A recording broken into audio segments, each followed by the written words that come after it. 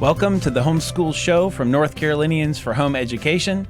Our goal is to help you homeschool with confidence and joy. I'm your host, Matthew McDill, and we have once again T.S. and Smack as our co-host. Hello, glad to be here. Glad you could be here. Yeah, tell us what we're doing today. So we are going to look at homeschool news, a new poll about parents who are considering changing schools for their children, and we'll also talk about the U.S. Senate race. For Homeschool Conversations, we get to talk to Jennifer Bandward, who is running for U.S. Senate from North Carolina, and find out her thoughts on home education. And then we're going to have a special segment in honor of February being Black History Month. That's right. Yes. So let's start off with this new poll. The National School Choice Week organization is who did this poll. And so they're asking questions about parents and what are they currently thinking about where their students are in school right now and whether or not they're thinking of changing that from where they are.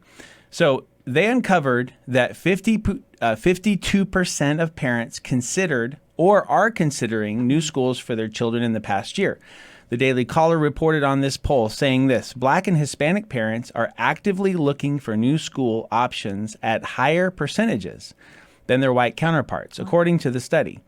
Support for school choice is also higher among Black and Hispanic parents than white parents. Overall, 73% of Black parents, 72% of Hispanic parents, and 69% of white parents support school choice, according to the poll. And that's very high across all of them, though. Wow. That's a very high percentage for school choice. Parents cited education quality and disruptions caused by COVID-19 as reasons that prompted their consideration for a change in schools. And as we've discussed here before, those actually intersect because a lot of times when the kids were sent home and the parents were able to observe what education they were receiving, some parents became pretty disturbed by that, or at least concerned. Yeah. Parents also told National School Choice Week that they are looking for schools that prepare their children to, quote, succeed in the real world, and want schools that help students, quote, develop critical thinking skills. And that makes a lot of sense. Yeah. And of course, on the Homeschool Show, we're going to recommend a certain choice, and that would be home education is awesome. Yes, it is. Because it's an awesome opportunity to engage in the real world. Yes, one of the things that we love about home education is we have the flexibility to engage in the real world. My oldest son, who's at home, works 30 hours a week. Wow. He's in high school. And he works in the day, some of those days, and then the other days he does his work. It's just an opportunity. That's just an example of the kind of flexibility you have. And of course, we want to develop those important critical thinking skills. Yeah, absolutely. And again, you won't have those interruptions when things are like COVID or anything else happens outside of your home. Keep rolling. You can keep it rolling. Yeah. So just some tips, benefits. Yeah. So as we mentioned a couple of weeks ago, we have midterm elections this November, including a bid for U.S. Senate seat from North Carolina. In order to inform homeschool families in North Carolina about those who will be running for the seat, we have asked all the declared candidates to answer 3 questions, some questions about homeschooling. Yeah. So those 3 questions we asked are, what is your view of home education? Do you believe any changes need to be made to our homeschool laws in North Carolina? Will you help protect the right of parents to freely teach their children at home? So we've had 5 or 6 respond, but 4 actually send in their answers to this question that we're going to be publishing in the spring edition of The Greenhouse in an article so you can see their answers. But we've also invited them to be on the show. And so we're really glad that Jen has sent her answers in too, and she's going to join us here in just a minute. But I just want to remind you that if you join NCHE, you can get that Greenhouse magazine and you can see that article coming in. Yes. So like you said, one of the candidates for U.S. Senate from North Carolina is Jennifer Bandward, and we are super excited to have her on the show today. Ms. Bandward recently left a 19-year career as a public servant for the Department of Defense. She holds a Master of Letters in International Security Studies and Counterterrorism from University of St. Andrews, a Bachelor of Arts degree in International Politics and Security from Whitman College, and a graduate certificate from International Security Studies from Boston University. Jen resides in Raleigh with her husband, twin daughters, and a son. We want to welcome Jan and get to talk to her now. Thank you so much, Matthew. It's great to be here. Yeah, I'm so glad you could be here. I really enjoyed looking at your website, which I will go ahead and say now, and we'll mention it at the end. jenforsennc.com. That's JEN number 4 SENNC.com. And one of the things I noticed is that your slogan is "It's possible." So here's the great question: what is possible? So I think, it's possible sort of was based on a lot of thinking and a lot of my family's personal history and this idea of America and anything being possible. My grandparents all came over from Italy as children who didn't speak English and who didn't have relatives here. And they lived in neighborhoods where people taught each other English, where they helped each other get jobs. And all of my grandparents went on to join the military, to start their own barber salons, to start their own businesses. And then, of course, my parents continued that tradition by continuing their education and starting their own businesses. And now, with me, I'm trying to keep advancing that American dream, and I will be running for public office. And I want people to know that it's possible to expect more from their candidates, their parties, and the political apparatus in general. When I started talking about this campaign, I was saying, I'm going to be completely transparent. I'm not a politician. I've been a public servant my whole life, my whole adult life. I'm going to run for free. I'm not going to take donations. I'm not going to take PAC money or donor money either. I'm not going to take pre-primary endorsements because I don't agree with it. And I'm going to be completely authentic as a qualified candidate for this office. And people said, what? No, that can't happen. And I said, it's absolutely possible. And so I write a lot on social media about a number of different issues that people care about. And I talk about the outcomes that are possible because people need to believe, especially in this time right now, it is possible and America is great. This might seem like a little bit of a detailed question, but how do you run a campaign without donations? By myself. So basically, I've done a couple posts on this, and it's even prompted some people to say, is this the way that candidates will run in the future? My website, which you referenced earlier, I am the webmaster for it. I do my own scheduling. I answer all of my own questions. I don't have a staff. If you call on the phone, it's me. If you send an email, it's me. And it's a lot of working hard all of the time, as candidates should be doing. Well, I think the authenticity is going to be very appealing, which is what I know you're banking on, right? That people are going to have a refreshing sense of somebody who's dealing straight with them. So that sounds great. Let's dive right into the questions I know our audience is asking and why you've invited here, and talk to us about home education and what your view of that is. Absolutely. Home education is a natural part of life. Parents are a child's first teachers. And in those early years, I think we are held accountable by pediatricians, by a number of different people with the milestone checklists. And over time, regardless of the schooling model that you choose, I think it's important to continue playing a critical role in your child's education, which is home education and any school model as being critical.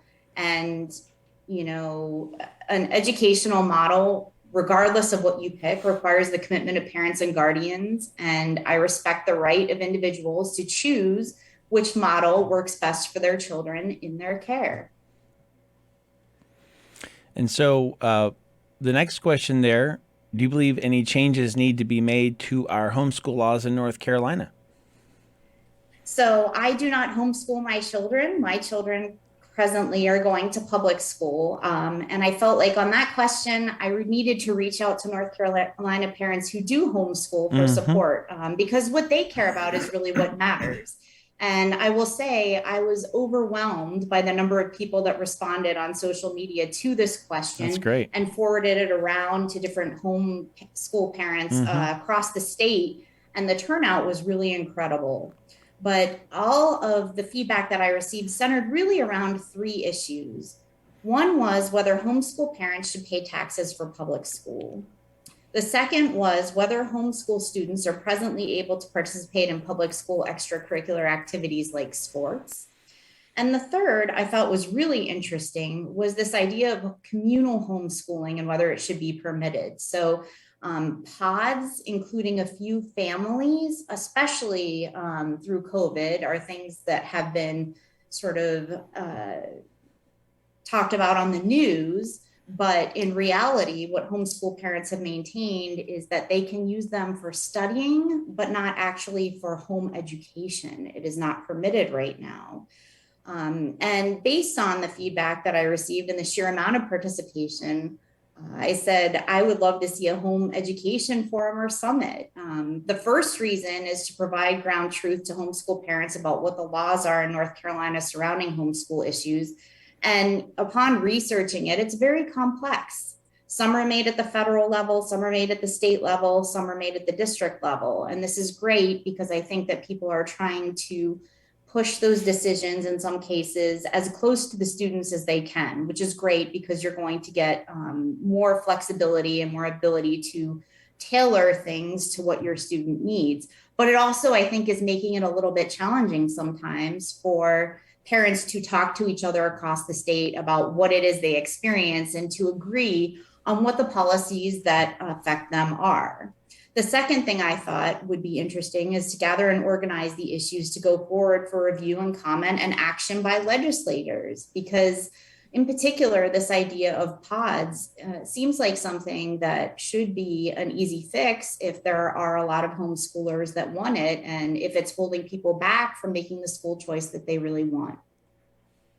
I'm really excited to hear that you got a lot of feedback, because that means the homeschool families are engaged, they're listening, they're ready to talk and be a part of the conversation.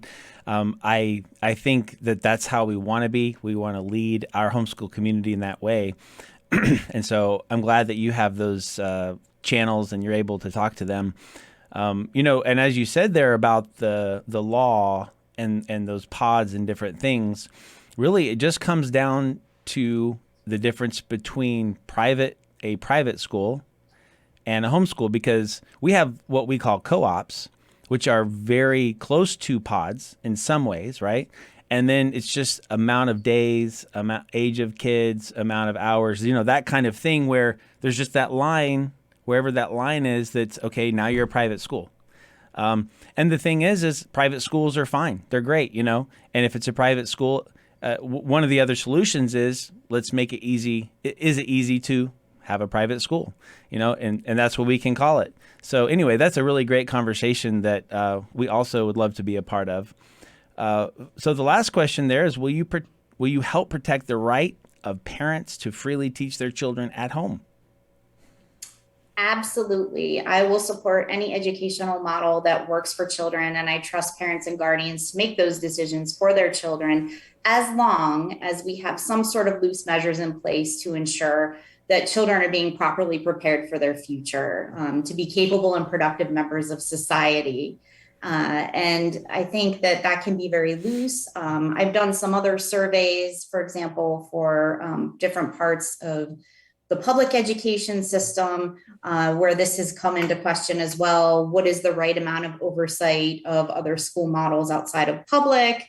How do we ensure that that's occurring? I think that I am in favor of the loosest measures possible to provide the maximum amount of flexibility, because that's what's beneficial in a lot of these school models and why people are choosing them. But we do need to have that minimal oversight just to be sure we're doing our due diligence and we're doing right by the kids and that they have an advocate.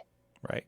And I think that when homeschool parents and when we as an organization ask the question, do you think homeschool laws need to change? One of the most important categories there is the oversight question, because right now there is a certain level of oversight. I would say loose requirements to make sure there's some quality there. And in general, parents at this point are happy with that law, cooperate with that law, think that's reasonable, and don't want it to change.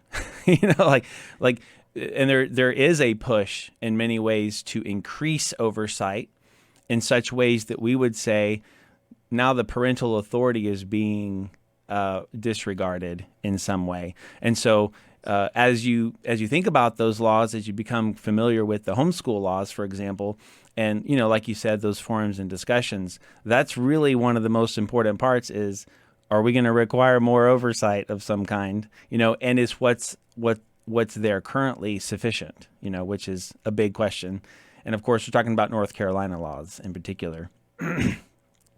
So is there I think that's not unique to homeschool. I would just add there that I think, as legislators at the state level, at the local level, and at the federal level, we should always be walking that fine line and reevaluating that balance between people's freedom and individual liberties and what we do with authority and where it makes sense as a protection. And that is something that I don't think that we do enough of in most realms of government and in most realms of law. And it's not something that I was not surprised to find in the homeschool realm as well. So let's just take another minute here. Is there anything else you would like to say to our audience about your campaign or what you're hoping to accomplish? Sure. The main things that I am focused on, my priorities are to pass a budget on time, which I believe is a responsibility of Congress to do their job. And it's possible. Beyond that, I believe in defense of the Constitution and defense of the nation. These are things that are absolutely critical to the foundation of this idea of America and protecting it. And anything else that we do can be a priority 2 or a priority 3. But if we don't have these things, then the foundation collapses and nothing else really matters. So what I'm really focused on is getting in there and trying to work hard on these issues for a term so that we can actually talk about some of these things that we care a lot about, but that we can't talk effectively about right now because they have critical dependencies on these underlying issues that we just have a lot of problems in right now. So passing a budget is also one of those things that is possible? It is possible. People did do it. Yeah. It's been a little more than 15 years since it happened, but it is possible and people have done it. And a budget has been passed on time. That's just like bills can be small and focused on specific issues. There was a time when that happened. People sort of abandoned that for what they said was efficiency. And, you can have opinions about what that is, but sometimes simpler is better, especially when it comes to legislation, law, and rule of law. So I think we should see a return to some of those things. And I think there's a strong case to be made for it and a lot of supporters of it. We've been talking to Jennifer Bandward, who is running for United States Senate from North Carolina. You can go to jenforsennc.com. That's JEN 4 SENNC.com and find out all about what she believes in, what she's doing, and how she hopes to serve you. Jen, thank you so much for being here. Thank you both so much. It's been a pleasure. Yeah, thank you. Thank you. Nice talking with you. All right. Thank you. That was great. Yes, it was. So let's go into our next segment here. Yes. Black History Month, of course, is February, and homeschoolers are into history. Yes. We're supposed to be. And so we have an opportunity to hear to discuss Black History Month. So one of the first questions is, why does it exist? Okay. And why is it important?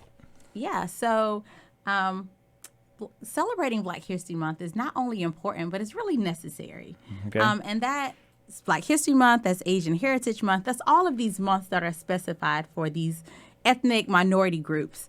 And I don't know, I feel like the best way I can describe it is to kind of use my children, right? Which in last week's episode, we talk about the difference of our children. And so I have 4 children. God has given me 4 children, one who's 13, 4, 1, and 1 who's still cooking.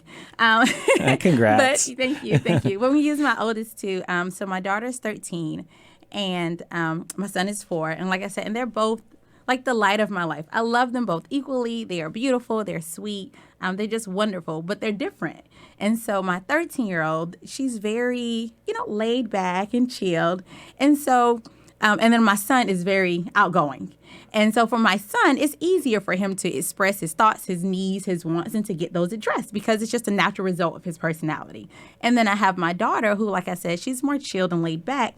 So she doesn't always express her needs and stuff as readily. And so there's an opportunity there for hers to go unaddressed. And so as her mom, there's an awareness that I have to have between their two dynamics to make intentional space for her needs to be recognized. Okay. And so I'm just intentional about creating that space. And so that parallels back here if we look at like the majority and minority cultures. So for the majority culture, is easy to get those We're already talking cultures, about experiences, achievements just acknowledged. It's just a result of being the majority. Yes, there have, historically been some evil intention, but even if we take that away, just the natural result of being the majority is that those needs are going to be recognized. And then when you have the minority groups, well, it's easy again for those achievements, that culture to just go unnoticed. And so we have to be intentional, make intentional spaces. So February is the intentional space to recognize those of the BIPOC community. And BIPOC is Black, Indigenous, People of Color. And that's something that's been created because, sometimes it's like, do we say Black? Do we say African American? Do we say colored? What do we say? And so BIPOC is just a way to address the whole community without the negative connotations. And so that's what Black History Month is all about. It's about leaning in and making an intentional space to learn about Black culture, achievements, and just celebrate this community. And so that's why it's necessary. And another really cool thing about Black History Month is it's an opportunity for people outside of the group to lean into. And again, not just Black History Month, but all of the months to lean in and learn more about the history and the culture of the people. And that is so important. It's just like why we still learn American history, because when you understand the history of a people, then you can understand some present day interactions that otherwise might seem odd. Right. You can understand why Obama ran with the Yes We Can campaign, and even why in 2020, why the community responded the way it did to George Floyd. And that's because the history of the members of the Black community really can be summed up in one word, and that's overcome. We are overcomers. We have overcome. I mean, you can find that in our history, but it's rooted in our identity as a people. You can find that from old, Negro spirituals to current day gospel songs, rap songs, music. I mean, you can look at children's book, adult literature, and you're going to find that. And so when you understand that, again, when current things happen, again, like in 2020, you understand, why are people so personally affected? Well, because that was like an attack on we're supposed to be overcomers, but why haven't we overcome this? And again, in just everyday interactions, you understand this is a person who values the spirit of overcoming. So I understand that now, and I can lead sensitively as I interact with the people, with this community, and you just have an understanding. And so, again, that's why these months and learning into history, especially Black history, is just so important. And I think one of the reasons that we, as far as North Carolinians for Home Education, is trying to be more intentional to reach and serve multicultural families, not only is because we're not all integrated at a homeschool level, right?